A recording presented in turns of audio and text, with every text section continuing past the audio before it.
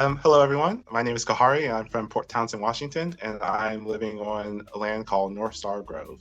So, Northstar Grove is a community sanctuary for all life forms, and it's located in a pretty rural part of Washington on the peninsula. And so, um, it's intended as a space to not only gather community, but feed and support community in various ways. Um, I think one thing that's really special about the project is that the land we're on is something that was purchased for and by community members. And so it's somewhere that we will have in perpetuity and be able to build a really strong relationship with both the land and the surrounding communities. And so, yeah, our current emphasis is on growing food at the moment, but also restoring the land around us and bringing in people to be a part of that long-term vision. I would say that one of the most important aspects or qualities of Northstar Grove is its long-term vision and what it represents for people in the community. So I think about what brought me into this work and how I wanted to be a teacher. I wanted to help people build new worlds. I really wanted to figure out what it looked like when we got to design the world in our reality based off of our dreams.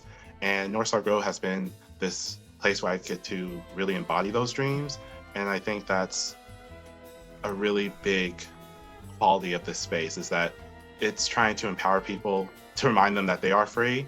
Our name Northstar Grove comes from the very North Star that Harriet Tubman led enslaved Africans to freedom with, and that's why it is a sanctuary, but a sanctuary for all humans and all living creatures. We came in, yes, focused on people care, but all of our design projects, all the plants we choose, everything is supporting wildlife and our non-human relatives. I think where we're heading and our future dreams brings in so many different life forms and connects people in a way that heals what's happened to us in the past, but also reorients the way we move through life. I wanted to be an educator because I wanted to connect people, reconnect people back to the earth. And what I found from living that path is that it is very healing, but it's also very shifting. It really shifts the way people view life and move through life and take care of each other.